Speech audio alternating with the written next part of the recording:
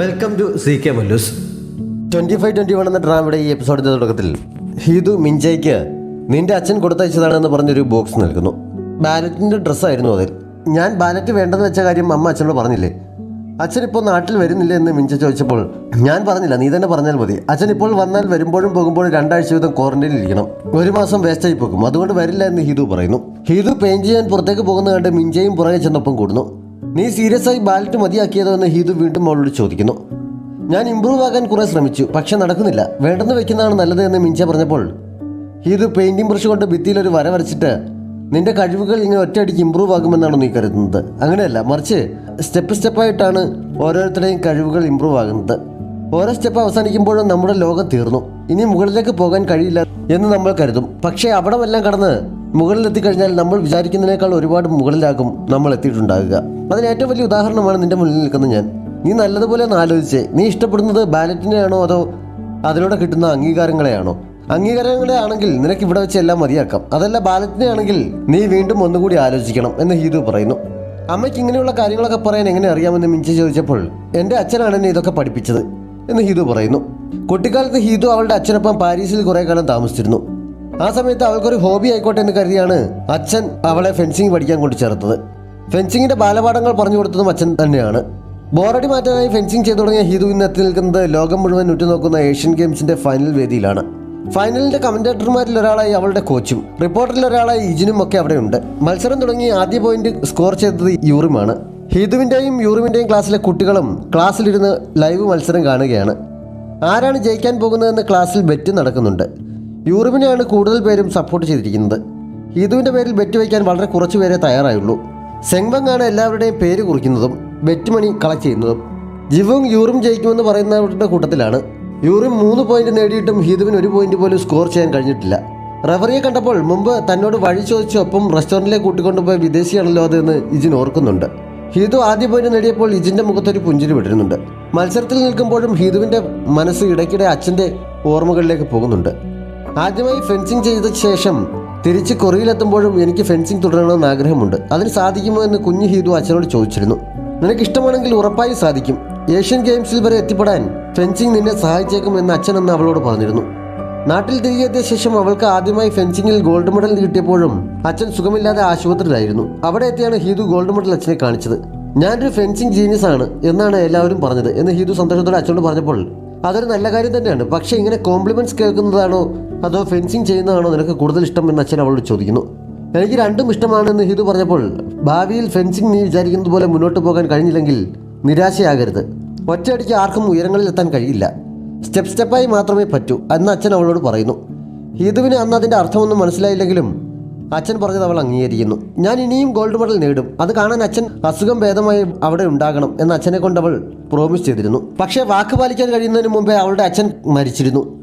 Gold medal ഇനിയും നേടുമെന്ന് അച്ഛനോട് പറഞ്ഞ വാക്ക് പാലിക്കാൻ ഹീതുവിന് പിന്നീട് കഴിഞ്ഞിട്ടില്ല. ഒരു ഇമ്പ്രൂവ്മെൻറ്റും ഇല്ലാതിരുന്ന അവളോട് നിനക്കതിലൊരു ടാലൻറ്റുമില്ല, നീ ഫെൻസിങ് മതിയാക്കുന്നതാണ് നല്ലത് എന്ന് അവളുടെ ആദ്യ കോച്ച് പലതവണ പറഞ്ഞിരുന്നു. പക്ഷേ ഞാൻ ക്വിറ്റ് ചെയ്യില്ല എന്ന് ഹീതു അപ്പോഴെല്ലാം വാശിയോടെ പറഞ്ഞിരുന്നു.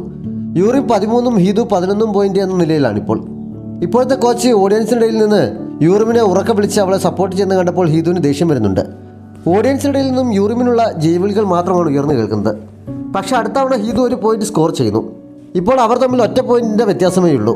യൂറിം അപ്പീലിന് പോയെങ്കിലും അത് തള്ളിക്കളയുന്നു. യൂറിമിൻ്റെയും ഹീതുവിൻ്റെയും ആദ്യ കോച്ച് ഹീതുവിനെ പുകഴ്ത്തി കമന്ററി പറയുന്നുണ്ട്.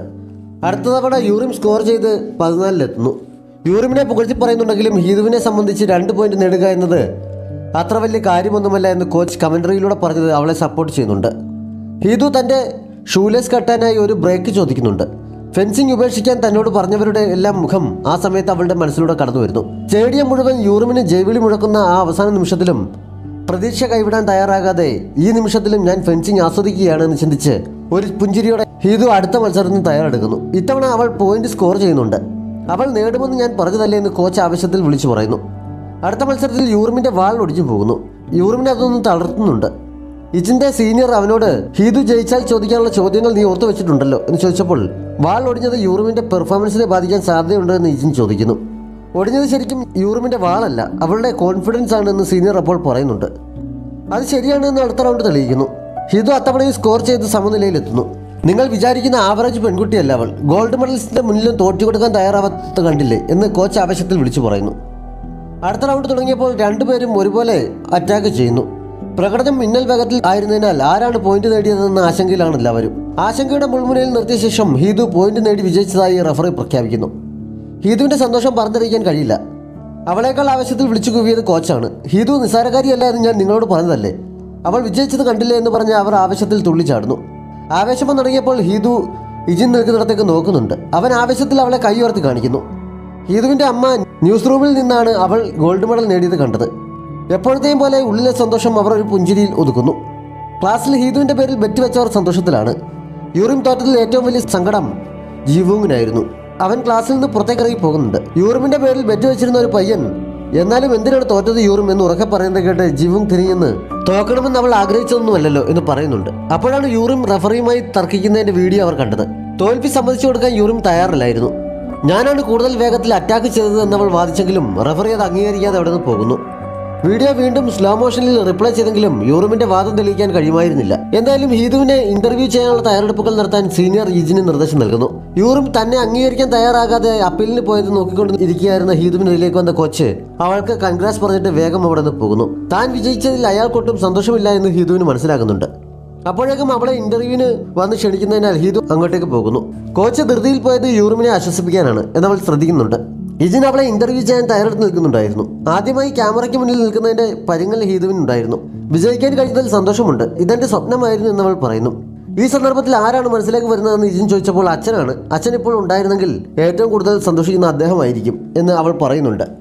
മത്സരത്തിലെ ഏറ്റവും വിഷമഘട്ടം ഏതായിരുന്നു എന്ന ചോദ്യത്തിന് തലയിൽ കൈവച്ച് വിഷമിച്ചിരിക്കുന്ന യൂറിമിനെ നോക്കിക്കൊണ്ട് ഇതാണ് എന്നവൾ പറയുന്നു. ഇതേസമയം ഹീതുവിന്റെ അമ്മ ജോലി ചെയ്യുന്ന TV സ്റ്റേഷനിൽ ഹീതുവിന്റെ വിജയം ഒരു ചർച്ചയായി കഴിഞ്ഞിരുന്നു. റഫറി തെറ്റായി പറഞ്ഞതുകൊണ്ടാണ് ഹീതു വിജയിച്ചത്, അതൊരു ബാഡ് കോൾ ആയിരുന്നു എന്ന അഭിപ്രായത്തിലാണ് കൂടുതൽ പേരും. യൂറിമിന്റെ ഫാൻസായ ധാരാളം ആളുകൾ TV സ്റ്റേഷനിലേക്ക് നിർത്താതെ വിളിക്കുകയും മെയിൽ ചെയ്യുകയും ചെയ്യുകയാണ്. യൂറിം തോൽക്കാൻ വഴിയില്ല, റഫറിക്ക് തെറ്റിയതാണ് എന്നാണ് എല്ലാവരും പറഞ്ഞത്. മുമ്പ് പലതവണ കൊറിയയ്ക്ക് വേണ്ടി ഗോൾഡ് മെഡൽ നേടിയിട്ടുള്ള പാവപ്പെട്ട വീട്ടിലെ കുട്ടിയായ യൂറിമിനെ വഴിയിലെത്തിപ്പെട്ട ഒരു ശല്യം എന്ന രീതിയിലാണ് ആളുകൾ ഹീതുവിനെ കാണുന്നത്. എന്നാൽ സ്റ്റേഷൻ സ്പോർട്സ് വിദഗ്ധർ ഹീതുവിന്റെ അമ്മയോട് അഭിപ്രായം പ്രകടിപ്പിക്കുന്നുണ്ട്. ഇപ്പോഴും അവരുടെ മകളാണ് ഹീതു എന്ന് ആർക്കും അറിയില്ല, അവരത് പറയുന്നുമില്ല. അവാർഡ് ദാന ചടങ്ങിൽ യൂറിം സിൽവർ മെഡൽ വാങ്ങിയത് കരഞ്ഞുകൊണ്ടാണ്. സോസർ ഗെയിമിൽ കൊറിയ തോറ്റതിനാൽ ഇപ്പോൾ ചർച്ചാ വിഷയമായിരിക്കുന്ന ഫെൻസിങ്ങിനെ ചാനലിന്റെ റേറ്റിംഗ് കൂട്ടാൻ വേണ്ടി ഊതിപ്പെരിപ്പിക്കാം. അതിന് സഹായിക്കുന്ന വിധത്തിൽ യൂറിം നമുക്ക് വേണ്ടി കരഞ്ഞുകൂടി തന്നിരിക്കുകയാണ്. എല്ലാവരും ബാക്കിയെല്ലാം വിട്ടിട്ട് ഫെൻസിംഗിൽ മാത്രം ഫോക്കസ് ചെയ്യാൻ ചീഫ് എല്ലാവരോടുമായി പറയുന്നു. ഹീതുവിന്റെ അമ്മയ്ക്കും അതിനൊപ്പം നിൽക്കാനല്ലാതെ എതിർത്തൊരു അക്ഷരം പറയാൻ പോലും കഴിയുന്നില്ല. പത്രസമ്മേളനത്തിൽ അതനുസരിച്ച് റിപ്പോർട്ടർമാർ ഹീതുവിനെ ശരിക്കും പൊരിക്കുന്നുണ്ട്. അതൊരു ബാഡ് കോൾ അല്ലായിരുന്നു എന്ന് അവൾ പറഞ്ഞപ്പോൾ ബാഡ് കോൾ ആയിരുന്നു, ഞാനാണ് കൂടുതൽ ഫാസ്റ്റർ എന്ന് യൂറിം പറയുന്നു.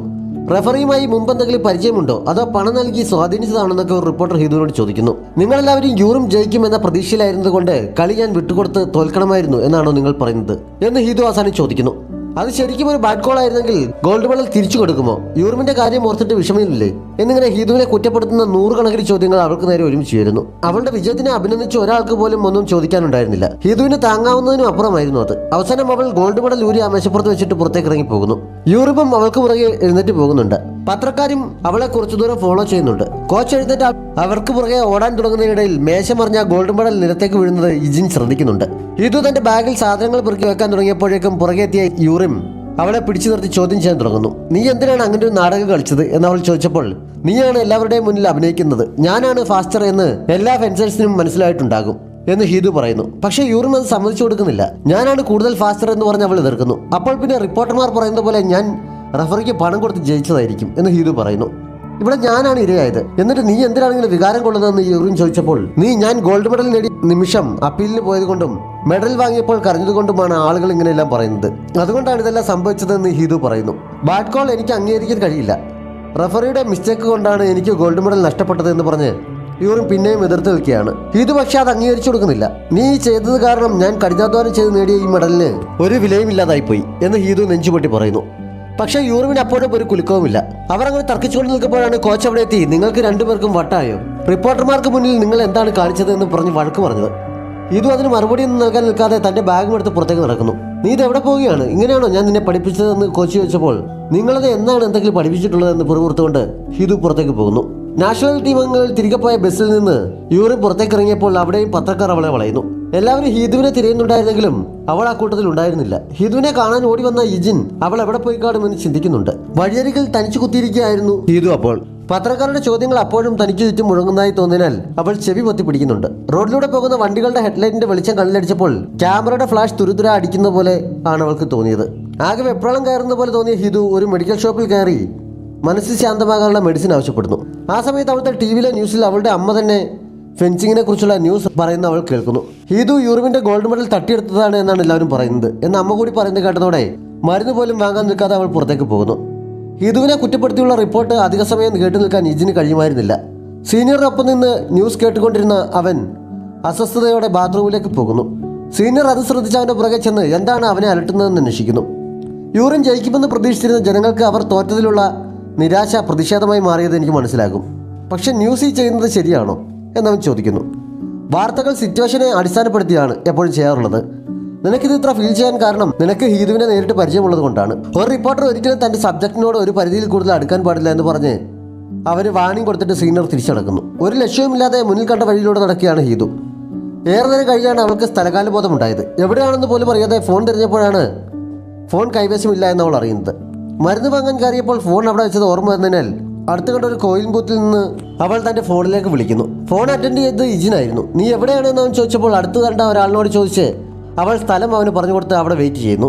ഇജിനൊരു ടാക്സി വിളിച്ച് അവിടെ എത്തുന്നുണ്ട്. ഞാൻ നിന്നെ എത്ര നേരമായി വിളിക്കുകയായിരുന്നു എന്നറിയാമോ എന്ന് ചോദിച്ച് അവൻ അവൾക്കരികിലേക്ക് ചെല്ലുന്നു.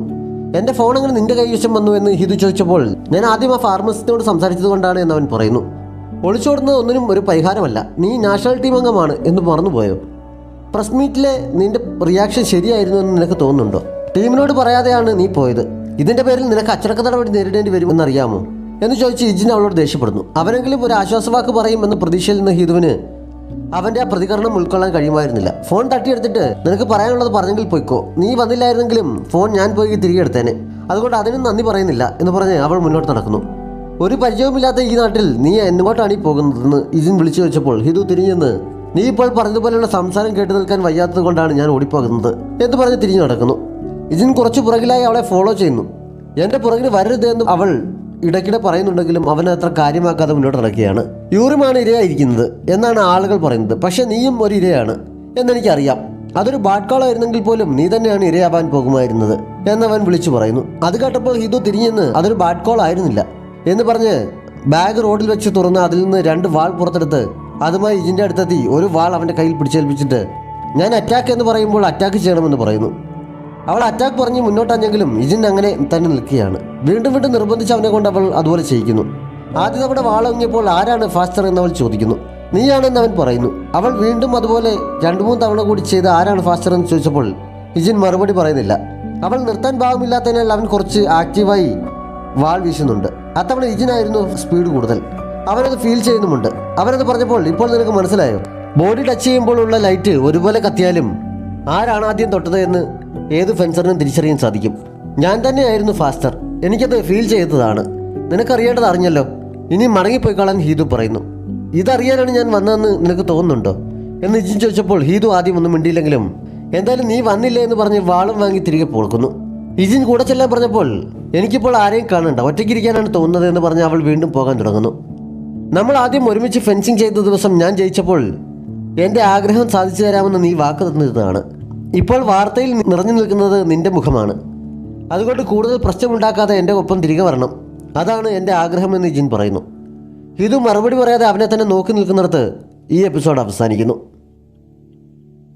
ഏതെങ്കിലും കൂട്ടുകാർ സബ്സ്ക്രൈബ് ചെയ്യാതെ നമ്മുടെ ചാനൽ കാണുന്നുണ്ടെങ്കിൽ വേഗം തന്നെ മറക്കാതെ സബ്സ്ക്രൈബ് ചെയ്യുക. നോട്ടിഫിക്കേഷൻ ലഭിക്കുന്നതിനായി ബെല്ലൈക്കൺ കൂടി അമർത്തുക. Thanks for watching.